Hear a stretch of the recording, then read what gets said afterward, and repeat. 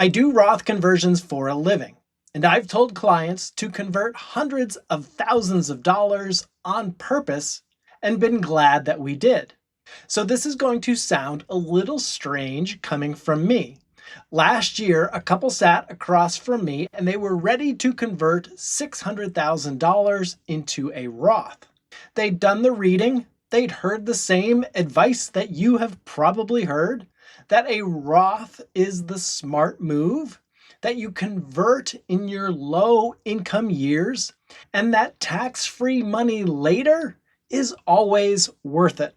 And I told them to stop. Not because the math is wrong, it's usually right. But I told them to stop because for their specific situation, converting would have cost them money. And the online advice they were following had no way knowing that because it doesn't know anything about them. So the real question isn't, should I do a Roth conversion? Almost every video answers that one, and the answer is often yes. But the question worth your time is the one that nobody runs before they convert. Are you one of the people it actually hurts? Now stay with me because there's a short list and it's more common than the internet makes it sound. I'm Brett Fellows with Oak Capital Advisors. Now let me be fair to Roth first, because I'm not here to talk you out of a good idea.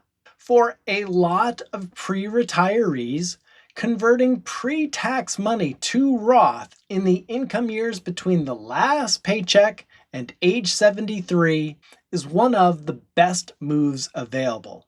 You pay the tax at a low rate now, the money grows tax-free, and there are no forced withdrawals on it later, and it doesn't drag your Social Security or Medicare premiums up the way a big tax balance does. So I do this constantly for clients, and I will keep doing it. But a conversion is a bet. You're paying a known tax bill today to a guessed at higher one later. And there's a set of people for whom that bet loses. So here's how to tell if you're one of them. Now the villain here is a one-size answer applied to a decision that's entirely about your specifics. The Roth account itself is fine, but the blanket advice to convert is the problem. A Roth conversion only wins if one thing is true, and that's the tax rate you paid to convert today is lower than the rate you'd pay on the same money later. Everything else is noise. So the question underneath every conversion is just, what's my tax rate now versus my tax rate later? And there are 4 situations where now isn't actually lower than later, even though it feels like it should be. First is when converting pushes you into a higher bracket than you'll ever be in again. So people here convert in your low income years and then convert so much in one year that they blow through the low tax brackets and pay 24 or 32% on the top slice of money. But if your forced withdrawals later would have been taxed at 22%, well, you just paid a higher rate to avoid a lower one. That's kind of backwards, isn't it? Second, when it costs you a benefit that's worth more than the tax you save. Now, this is the one that gets people right before Medicare, because your Medicare premiums are set by your income 2 years earlier, and the surcharge, called IRMAA, is a cliff. So a conversion at age 63 can spike your income and then hand you a higher Medicare premium at age 65 for both spouses for a full year. And it can also make more of your Social Security taxable, or if you retire before age 65, it can also blow up an Affordable Care Act subsidy that was saving you real money. In 2026, that ACA cliff is back and it's steep. I've seen a conversion that saved a few $1,000s in future tax costs more than it lost in subsidy in the same year. Third, when you're going to give the money away anyways. So if a big chunk of your pre-tax is destined to charity, well, converting is just volunteering to pay tax that the charity would never have owed. So a qualified charitable distribution lets you send pre-tax money straight to charity with no tax to anyone. But if you convert it first, and you've just paid tax for no reason. Fourth, when you simply don't have decades for the tax-free growth to pay off, or you don't have the cash to pay the conversion tax without rating the very account that you're converting. So a conversion needs time and outside cash to make sense. If you take either one away, well, the math gets thin. But notice what all four of these have in common. None of them are about whether Roth's good. They're about whether this conversion this year at this rate beats your actual future rate.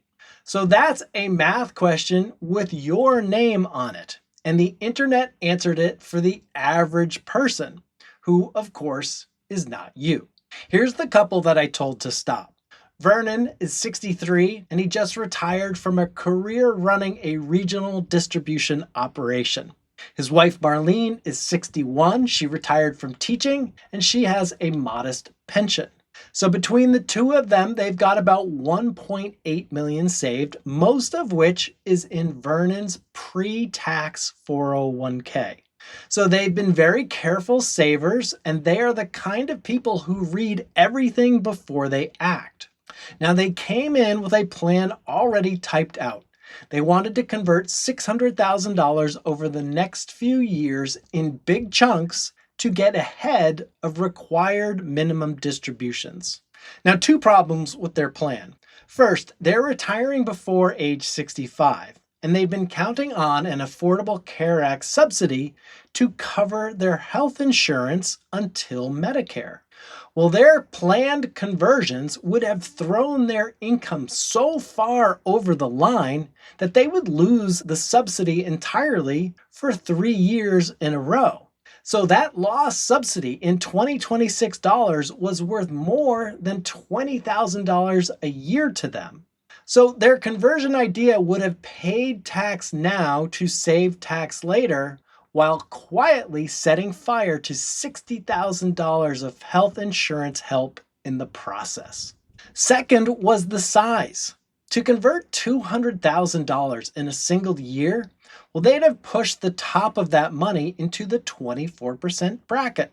But when we actually projected their required minimum distribution at 73, with Marlene's modest pension and Social Security not enormous, most of those forced RMD withdrawals were going to land in the 22% bracket, some in the 12% bracket.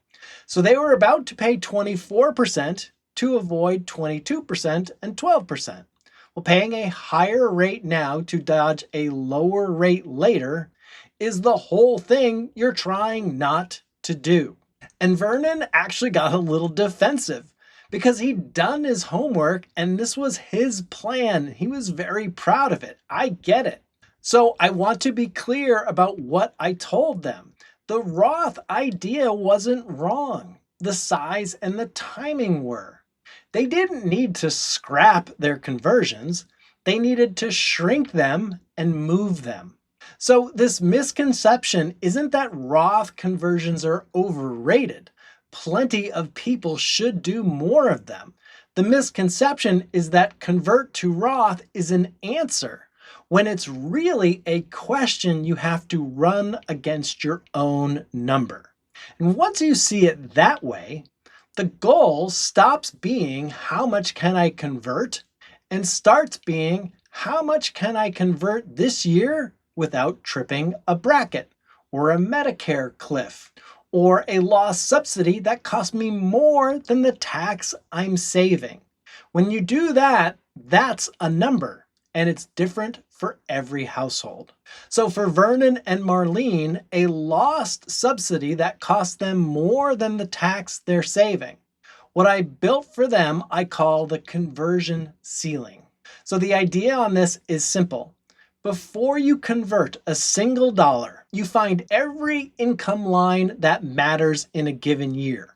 your top tax bracket, your IRMAA thresholds, your ACA subsidy cutoff, and you convert up to the lowest one that binds you up and not a dollar past it. Now, some years that ceiling is high and you get to convert a lot. While some years, like the years before age 65 when the ACA cliff is in play, well, then the ceiling is low and you convert almost nothing or nothing at all. The shift is from convert as much as I can stomach the tax on to convert exactly up to the line every year and let the line move as my situation changes. So it's the same goal as Vernon had, and it's a much smaller lifetime tax bill. And it's done in a way that doesn't cost him more than it saves him along the way. So here's how it worked for Vernon and Marlene in order. And the third piece of this is the one that let them convert more at the end of the day than their original plan would have survived. So move one, wait out the ACA years. From age 63 until they hit 65 and go on Medicare, they convert almost nothing. They're keeping their income under the subsidy line, and this saves them roughly $20,000 a year in health insurance costs, which frankly beats any conversion they could do in those years. And they don't fight it. They bank the subsidy and let the pre-tax balance sit for 2 more years. Then move 2. They open the ceiling at age 65 and convert to the line. So once they're on Medicare and the ACA cliff is gone, well, the binding limits now become the tax brackets and IRMAA. So now we convert, but only up to the top of the 22% bracket and just under the first IRMAA tier every year from 65 to 72. That's a very steady and deliberate amount sized to the line and not to a random round number like Vernon picked. And over those years, it adds up to more than half of what he wanted to move. And all of it is taxed at a rate at or below what RMDs would have been. Move 3, use the tools that convert without the tax hit. So here's the part that made their number bigger, not smaller. Some of Vernon's pre-tax money was always going to charity. They give every year and plan to keep doing so. So instead of converting that slice and paying tax on it, starting at age 70 and beyond, we instead route it straight out as a qualified charitable distribution, which satisfies part of his RMD with zero tax to anyone. Now that quietly shrinks the pre-tax balance the same way a conversion would, but for free. And because the QCDs are handling the charitable slice, the conversion ceiling in the earlier years only has to cover the money that they'll actually spend. So therefore, we can keep each year's conversion smaller and cleaner. So by the time RMDs start at age 73, Vernon's pre-tax balance is meaningfully lower. His forced RMD withdrawals are smaller. He never lost a dollar of ACA subsidy. He never crossed an IRMAA cliff that he didn't choose. And the charitable money left without being taxed at all. So he ends up having moved about as much as his original $600,000 plan intended.